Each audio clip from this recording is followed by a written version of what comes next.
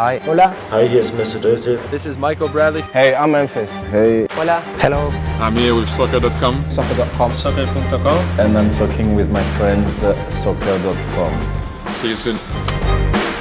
Hey guys, Josh from soccerreviewsforyou.com, bringing you the What's in My Soccer Bag video for the month of April 2016. Now for those that are unfamiliar with this series, this is where I go through and highlight all of the best products that I found myself using throughout the previous month by filling up a soccer bag. So this includes footwear, apparel, as well as equipment. They aren't necessarily items that I wore all at the same time, but items that I definitely wanted to highlight. Now, of course, as with all the What's in My Soccer Bag videos, all the items that you see in today's video you can purchase for yourself by checking out the What's in My Soccer Bag page on my website, which will be the very first link down below in the description of this video. So again, all the items that you see in today's video you can purchase for yourself. First link down below, there'll be buy it now links, some of which will also have SR4U coupon codes, so you can pick up any of these items for the lowest possible price. Again, if you see something that you like, first link down below, go ahead and check it out. And with that being said, let's get into the What's in My Soccer Bag video for April 2016. So for the month of April, the weather definitely started to stabilize a little bit, at least where I'm at. It wasn't really cold, it wasn't hot, it was just kind of consistently a warm to cool-ish temperature, so you could kind of get away with going short sleeve or long sleeve depending on how you were feeling that particular day, which I'm really happy about. I'm sick of the winter, so April was a pretty good month. So as you guys can see, I used pretty much the same duffel bag I've been using for the last couple of months. This is the Adidas Team Issue size large duffel bag. The large size being the biggest of what's available. Has a retail price of $60 US. It's available in a couple different colors. It's made out of this really nice kind of textile material that has kind of like a rubberized material on the bottom that's somewhat water resistant. So if the grass is already wet and you got to put your bag on the ground, water's not going to seep through the bottom. It's got really heavy duty zippers, huge center compartment, big side pockets, all the straps you could want, and it's basically what you want in a duffel bag. Haven't had any issues in regards to durability with the zippers or the straps, and again, it definitely does get the job done if you're looking for a higher end, high quality, really big size duffel bag that pretty much holds all of your stuff. But that's enough about the bag. I'm sure you guys just want to see what is on the inside. So we'll move this over to the side and we'll take a look at what we have. So again, something I've been using consistently for well over a year now. These are the Storelli Body Shield slider shorts. You guys are probably sick of hearing about them, but there really isn't anything else out there on the market that compares to these. They have a retail price of $54 US, and essentially what they are compression shorts, which I personally like to have whenever I'm doing any kind of athletic activity, whether it's soccer or whatever it may be. I just like compression shorts. I like how it feels. Helps to stabilize the quad muscles a little bit. I find it a little bit more comfortable as well. But with the benefit of the Storelli product here is that you have the pour-on foam padding going down the side of either leg, which gives you that little bit of extra protection. It's really the only compression short that is specifically designed for soccer. And like I said, that little bit of extra padding, you don't feel it, you don't see it when you're wearing it, but it does make a big difference when you do take a knock to the side of the leg. So if you're looking for some compression shorts, especially ones that are soccer specific with that little bit of extra protection, the Storelli Body Shield slider shorts are ones that I can very strongly recommend. Next, I have a very interesting training shirt that isn't actually a training shirt. This is the new USA Away Authentic jersey. So this is part of Nike's brand new Vapor Kit series. So all the Nike kits that are coming out as of now, so for the Copa America as well as the Euro Cup, all the Nike squads are going to be wearing this brand new Vapor Kit. So as always, you can get the authentic and you can get the replica variation, all made by the same brand. The only difference is the replica variation isn't the exact same materials as the authentic model. So the authentic model, which is what I have right here, retails for a pretty hefty $165, which is absolutely insane. It's very, very expensive for a shirt. And if you can't justify that, that is perfectly understandable. But I brought it in because I was very, very curious given the high price tag and this new technology that Nike is kind of pushing in their most recent press event with these Vapor Kits. So this features their new AeroSwift Tech, which is basically a new type of yarn that where Nike is claiming a couple different benefits. It's supposed to wick away sweat 20% more efficiently in comparison to a regular shirt. It's supposed to dry 25% more quickly. It's supposed to be 10% lighter, which is pretty minimal. It doesn't really feel that much lighter in comparison to a standard jersey. And it's also supposed to be 50% more stretchy, which I definitely do see. It's a really kind of nice, thin, kind of elasticated material, really high quality. You guys can see how it fits with the little thing that I'm flashing on screen. And I think that the USA jersey, the away jersey in particular, I thought was pretty cool, being all black with the one blue and one red stripe. One red sleeve, sorry. You got the Nike swoosh on the front and the USA logo, which looks really sharp. And then, of course, on the back, it's pretty much completely blank. You just have more of the coloring here in the sleeves going to the back of the neck. But the material, really nice. There's certain parts where it's twice as thick, where you just want a little bit of extra reinforcement. It fits really well, and it feels truly premium. Is it worth $165? I don't know. Let me know down below in the comments, so if you guys would like to see a standalone review of this particular shirt where I go into a little bit more detail. But nonetheless, $165, all the new Nike Authentic kits. They really are quite nice to wear. The quality is definitely there. It's just a matter of whether or not you can justify the super high price tag. Next, we have a pair of shorts.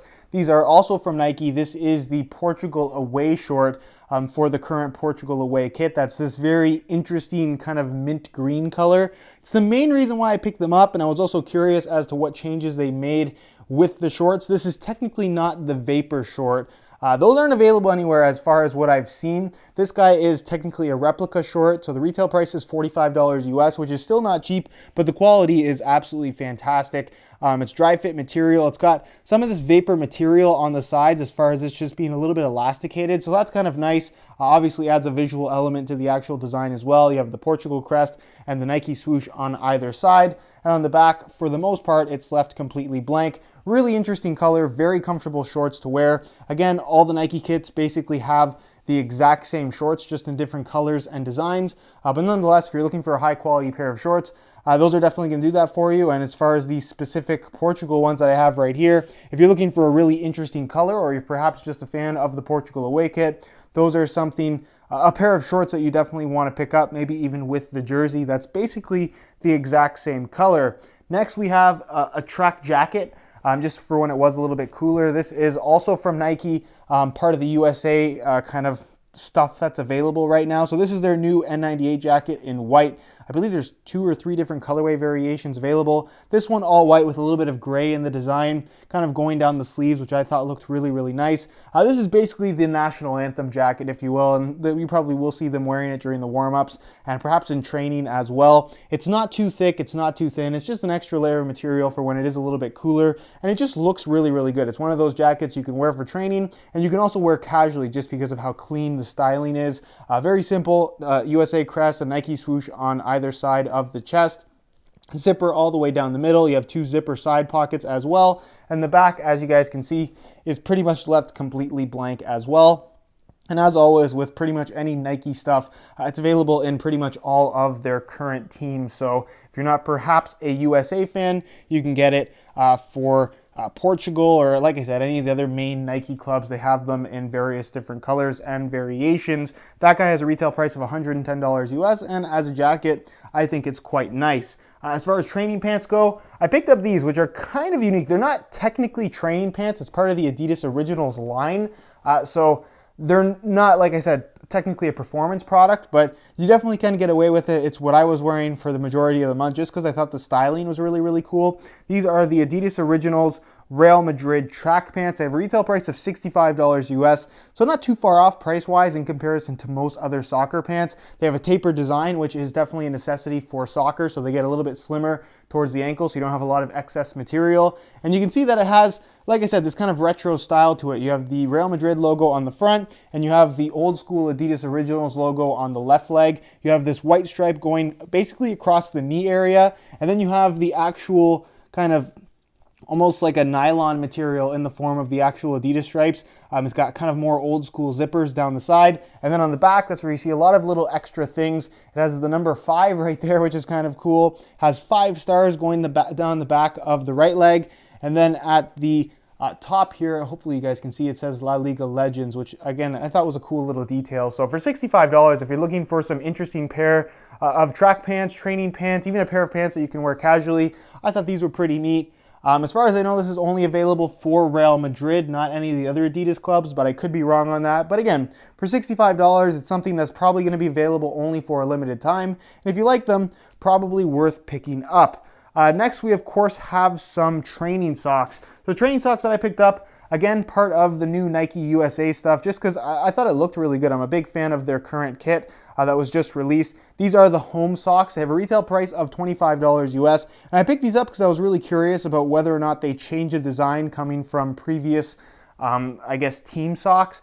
They do not have the Nike grip technology, for those that are wondering. That's kind of something that I was curious about, especially given their $25 price tag. But basically, they're just really high quality socks. It's the best way to put it. They've changed the design a little bit in the foot area, where you have pretty much consistent padding across the entire foot as opposed to it being targeted, which I personally prefer. It just makes for a more comfortable fit. They put the seam at basically the bottom of your toes, the part that wouldn't really be touching the ground, so it's kind of out of the way. You have more of a seamless design across the top of your toes, which is kind of nice. They are anatomically fitted right and left. You have a little bit of ankle padding, which we've seen before from Nike. And as far as the USA home sock is concerned, it's mostly white. You have a navy blue swoosh on the front, and then this little kind of royal blue design going down the back in the form of these horizontal stripes. So pretty straightforward, really clean looking pair of socks, and very comfortable socks as well. They fit really nicely. And again, for $24, $25, they're not the cheapest socks, but again, it's what you expect when you're talking about official licensed apparel. So if you can justify the price tag, definitely a good pair of socks to pick up. And then of course, True Socks. This is something that I've been using. I don't use that often, but I do use them occasionally.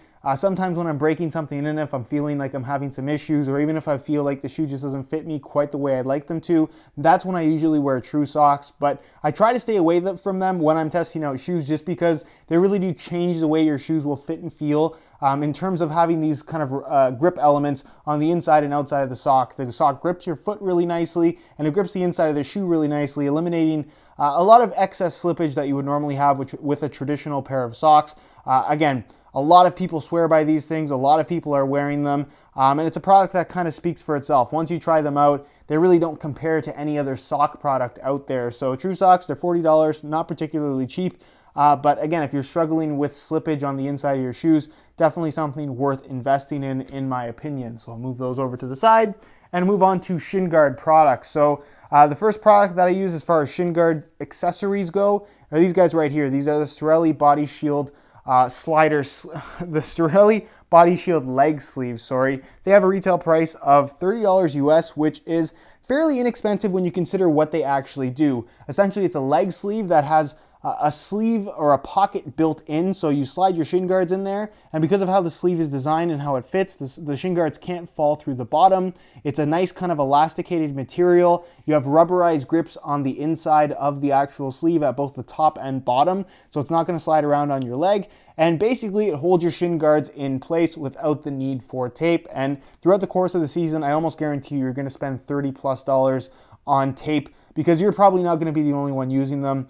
Using that tape, your teammates steal it, and it just becomes a little bit of a hassle, especially because you have to tape them up every single time. So this eliminates the need for tape, which is really, really nice. Plus, you do have the pour-on foam running down the outside of your leg, which adds a lot of extra protection that you wouldn't normally have. Pretty much no extra bulk that you can feel or see when you're actually wearing them. But again, having that little bit of extra foam does make a big difference when you take a knock to the outside of the leg. So Storelli Body Shield leg sleeves, definitely something I can very, very strongly recommend. It's a product that I had a little bit of a hand in as far as the development is concerned.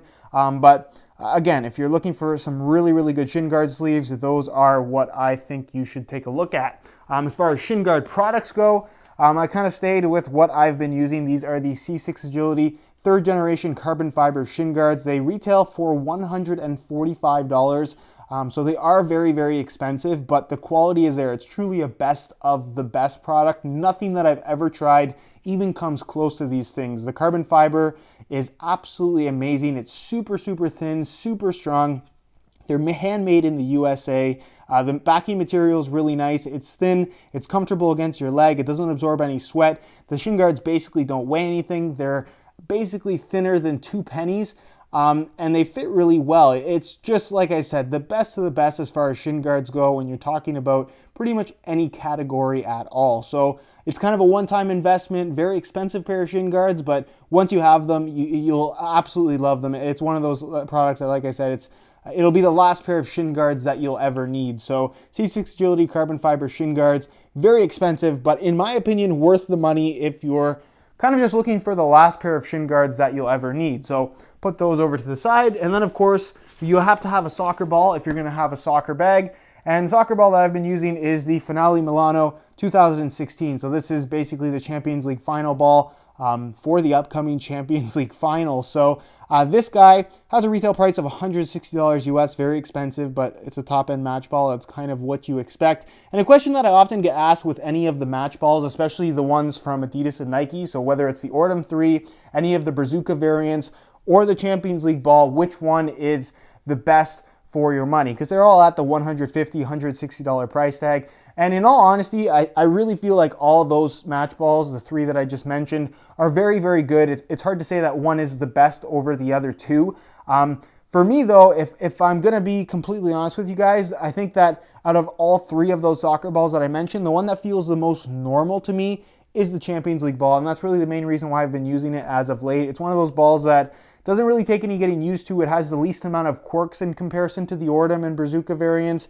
And like I said, it just has a nice kind of consistent flight pattern. It's very well balanced. It has a good weight to it. It flies through the air very consistently and very predictably. And it's just a very good soccer ball overall. They haven't really changed the design all that much over the years, but they don't really need to. It's just a proven, really, really good quality official match ball. And again, if you have the $160 to spend on a soccer ball, perhaps you're a fan of the Champions League ball look like I am, this is definitely, again, one of those balls that you may want to take a look at. Next, we of course have a pair of training shoes, and these are training shoes that you guys probably did see on my channel if you consistently watch my videos. But this is a brand new Nike Free model. It's what they call the Free Train Force Flyknit. It has a retail price of $150 US, and it's kind of advertised as a do-it-all type trainer. So whether it's running, whether it's lifting, whether it's sprinting, whether it's jumping, whatever it may be, this shoe is designed to handle it. And that's really the best way to describe what it's like to play in these things or what it's like to train in these things. You can pretty much do it all.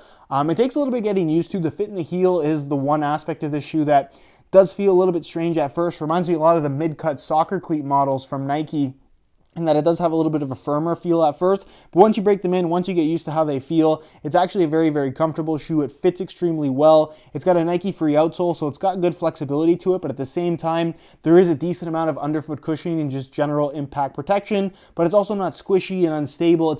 It's like I said, one of those shoes that you can pretty much do anything in as far as training is concerned. So if you're looking for a really good do-it-all trainer that I also think looks the part, I'm a really big fan of how this shoe looks, especially on feet. These are definitely a pair of shoes that I can very strongly recommend. And even though it just came out, it's already available in tons and tons of different colorways. And you can also customize them on Nike ID, which is kind of cool as well. Next, we of course have soccer shoes. Soccer shoes, you guys obviously already know, I've been wearing the Superfly 5 for the last little while, and I'm really happy with them. I know not everybody is super psyched on how they look right now. This is kind of just the initial colorway. More colorways are going to come out. They're not all going to be this half and half design as far as I know. So that's not something that I would be too concerned with at this point. But as far as improvements that they've made when compared to the Superfly 4, this is definitely a better shoe in pretty much every single category in my opinion, based on the experiences that I've had with it over the last month or so. Traction is amazing. The fit is much better. Or improved, I should say, over the Superfly 4. It's a more comfortable shoe out of the box. It's very, very responsive. And like I said, it does pretty much everything that you got from the Superfly 4, but just a little bit better. So there's a comparison as well as a playtest video of the Superfly 5 already up on my channel. So if you guys want to check those videos out, I'll leave annotations on screen. You can go ahead and watch them if you're just looking for more info. The Superfly 5, for those that are wondering, is available as of June 2nd. So stay tuned for the official release. As of right now, they just aren't available yet, but again, really, really good shoe. And aside from how it looks, it definitely is, in my opinion, an improvement over the Superfly 4. Next, we have the Adidas X15 Plus SL, the super light variant of the X15.1, that if you guys watched my review video isn't actually that much lighter. It's 0.2 ounces lighter than the regular X15.1, which is essentially nothing. With that being said, I really like the synthetic they implemented on this particular shoe. They fixed the heel area, which makes the fit that much better.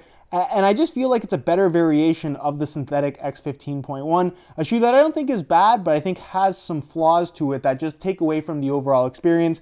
And the experience of wearing the X15 Plus SL is a lot better. The only downside of this shoe is it did come in at a higher retail price of $250 US, but as of right now, it has already been marked down to pretty much the same retail price as the regular X15.1. So if you're on the market for an Adidas X shoe and you like the X15 Plus SL and what it has on offer, you can get it now for a more reasonable price.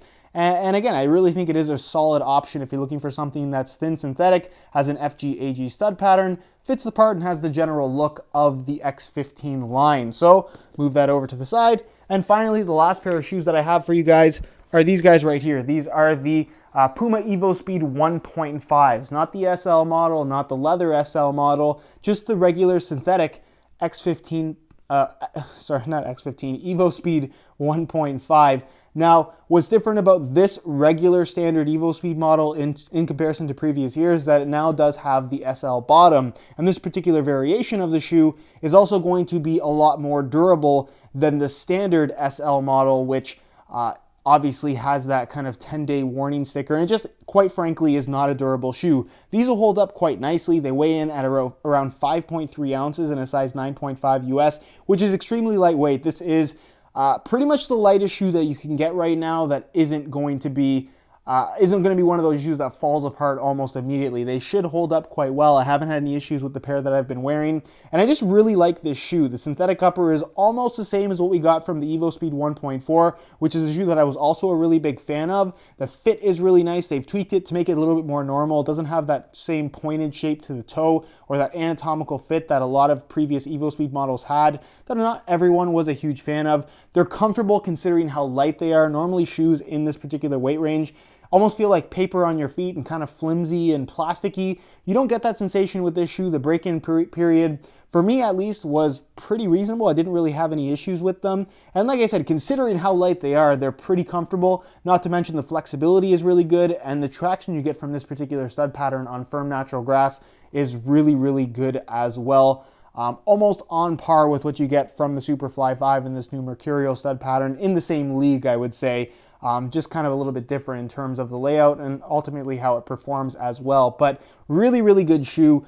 Probably the most underrated shoe of all the ones that I showed you in this video and the ones that I featured in this video. But again, if you're on the market for some really lightweight, thin synthetic soccer shoes that are going to offer a barefoot feel with extremely solid traction as well, the Evo Speed 1.5, definitely one of those shoes that I would take a good hard look at, because like I said, the quality is definitely there, even though Puma isn't the most popular brand at the moment. So that's pretty much it for the What's in My Soccer Bag video for April 2016. Hopefully you enjoyed it. Again, if you're interested in any of the items that you saw in today's video, click the very first link down below in the description, and that's going to take you to the What's in My Soccer Bag page on my website, where you'll find Buy It Now links for all of these items. So again, if you're interested in something you saw, first link down below, go ahead and check it out. If you have any questions at all regarding these items, leave them down below in the comment section. I definitely will get an answer out to you. If you enjoyed today's video, found it helpful and informative, be sure to support it with a like. Subscribe if you haven't already for daily videos on all the latest and greatest soccer gear. You can find all my social media information linked in the description as well.